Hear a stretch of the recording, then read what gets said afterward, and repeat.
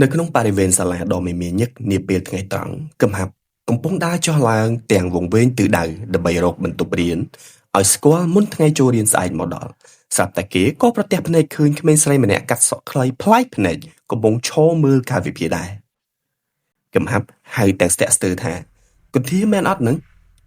គន្ធាងាកមកទាំងភ្ញាក់ផ្អើលហើយក៏ឆ្លើយតបទៅវិញអូកំហាប់មករៀននៅទីនេះដែរមែនកំហាប់ក៏បន្តការសន្ទនាថាបាទមកមើលបន្ទប់រៀនឲ្យស្គាល់សិនខ្លាចស្អែករកមិនឃើញចុះគន្ធារៀនខាងអីដែរគន្ធាក៏តបទៅវិញថាខ្ញុំរៀនខាងគ្រប់គ្រងហើយចុះកំហាប់កំហាប់និយាយបន្តពីសំណួររបស់គន្ធាថាដូចគ្នាតា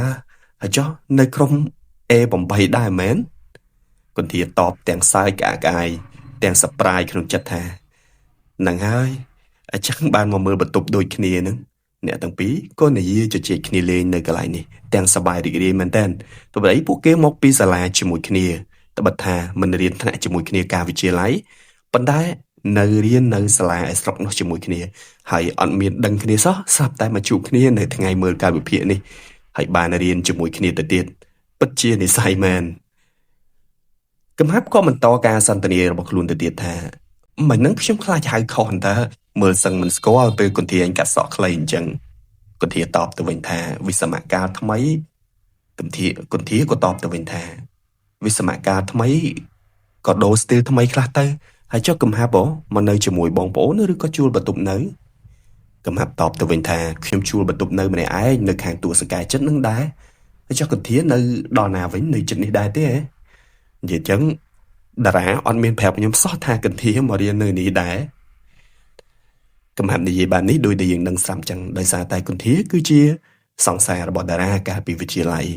អ្នកដែលតាមដានភាគមុនគាត់បានស្គាល់ហើយសម្រាប់អ្នកដែលអត់ទាន់បានតាមដានទេអាចបកទៅមើលភាគមុនបានអញ្ចឹងណាគន្ធានេះមិនតែទៅគាត់ជាសង្សាររបស់តារាហើយតារាគឺអត់មានប្រាប់កំហាប់សោះថាគន្ធាមករៀននៅសាលាដែលកំហាប់មករៀនដែរពីព្រោះជាសង្សារនឹងគ្នាប្រហែលជាដឹងរឿងនេះហើយ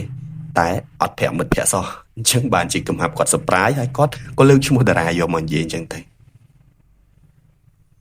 ប៉ុន្តែស្រាប់តែនៅពេលដែលឮឈ្មោះតារាភ្លាមណាទឹកមុខរបស់គន្ធាប្រែជាស្រពោនភ្លាមនាងក៏បញ្ញាប់បង្វែរសាច់រឿងនិយាយអំពីរឿងផ្សេងទៅវិញវាហាក់ដូចជាចម្លែកមិនដែលសម្រាប់កំហាប់ណាគន្ធាក៏និយាយបន្តការសន្ទនាទៅកាន់តារាទៅកាន់កំហាប់បន្តទៀតដោយនិយាយថានៅម្នាក់ឯងស្រួលដែរមានសេរីភាពខ្ញុំនៅផ្ទះជាមួយនឹងបងតែរៀងឆ្ងាយបន្តិចនៅដល់ទូតពូងឯណោះហើយចុះវណ្ណស័ក្តិអត់នៅជាមួយគ្នាទេមែនបាត់ best friend ទៅណាបាត់ហើយកំហាប់ដកដង្ហើមធំរួចក៏តបទៅគន្ធាទៅវិញថាសាក់វាជប់រៀនហើយដូចគន្ធាដឹងស្រាប់ហើយម្យ៉ាងពុកវាទើបតែស្លាប់ចោលទៀតឥឡូវវានៅស្រុកម្នាក់ឯងតើតោលមិនទាន់ដឹងថាជីវិតត្រូវទៅផ្លូវណាទេហ្នឹងឯងកំហាប់គឺរំលឹកដល់វណ្ណស័ក្តិគឺគាត់ពិតជាមានអារម្មណ៍សែនមែនដូចអ្នកទាំងគ្នាបានដឹងអញ្ចឹងពួកកំហាប់គាត់បានទៅជួបសាក់មួយសាយកាលពីភាគមុនណាគន្ធាក៏គាត់តបទៅកំហាប់ទៅវិញទាំងទឹកមុខក្រៀមក្រំដោយនិយាយថាម៉េចពុកកំហាប់ស្លាប់ហើយស្ដាយណោះគេរៀនបកកែផងមិនគួរណាគ្មានឱកាសបានរៀនបន្តសោះសម្លេងអ្នកទាំងពីរក៏ជជែកគ្នាពេញនៅពីមុខថ្នាក់រៀននោះនិយាយទៅគឺជជែកគ្នាមានរឿងនិយាយគ្នាច្រើនមិនដែលដោយសារហើយខានជួបគ្នាយូរផងហើយម្យ៉ាងពួកគេទាំងពីរក៏មិនមែនជាអ្នកស្និទ្ធស្នាលអីដែរតែបិទថាគន្ធាជាសង្សាររបស់កំហាប់ជាសង្សាររបស់តារាដែលជាមិត្តជិតស្និទ្ធរបស់កំហាប់ក៏ពិតមែនហើយឥឡូវបានមកជួបគ្នាហើយត្រូវរៀនជាមួយគ្នាទៅទៀតអញ្ចឹងពួកគេពេលនេះទៅប្រហែលជានឹងមានទំនាក់ទំនងស្និទ្ធស្នាលជាមួយគ្នាហើយព្រោះត្រូវរៀនក្រុមជាមួយគ្នាហ្នឹងហើយពួកគេទាំងពីរក៏ដើរចេញពីមុខបន្ទប់រៀនហ្នឹងទៅដើរចេញពីកន្លែងហ្នឹងទៅដើរបដាជជែកគ្នាបដាកំហាប់ក៏សាកសួរបន្តទៅទៀតថាហើយចុះចេញពីហ្នឹងទៅគន្ធាទៅណាទៀតអត់គន្ធាឆ្លើយទៅវិញថាអត់ទេទៅផ្ទះហ្មងហ្នឹងនិយាយដល់ទៅស្គាល់តែផ្លូវមកសាលាហ្នឹងក្រៅពីហ្នឹងអត់ដឹងទៅណាមកណាទេហើយចុះកំហាប់ក៏តបទៅវិញទាំងសើចថាដូចតែគ្នាហ្នឹងខ្ញុំស្គាល់តែផ្លូវពីផ្ទះជួលមកសាលាតែប៉ុណ្្នឹងឯងកន្ធាក៏និយាយបែបលេងសើចជាមួយកំហាប់និយាយទាំងសើចថាអូអញ្ចឹងបានគ្នាហើយកុំឲ្យភ័យທາງវែងតែម្នាក់ឯងបានវែងពីរនាក់ហើយនេះលេខខ្ញុំកំហាប់ចាំយកទុកទៅព្រោះយើងត្រូវរៀនជាមួយគ្នាកំហាប់មានការអីចាំតាក់តងមកខ្ញុំបើកំហាប់ ក៏តបទៅវិញថាអរគុណច្រើនគន្ធាអូខ្ញុំសំណាងមែនតើហើយខ្ញុំស្មានថាមករៀននៅនេះម្នាក់ឯងទេបានជួបគន្ធានៅនេះពិតជាអរមែនតើនិយាយទៅហើយគន្ធាចាំមើលជួយបរៀនខ្ញុំផងណាគន្ធាញញឹមរួចដើរចេញទៅប៉ុន្តែនាងក៏ងាកមកក្រោយវិញហើយនិយាយទៅកាន់កំហាប់ប្រមាណម៉ាត់បន្ត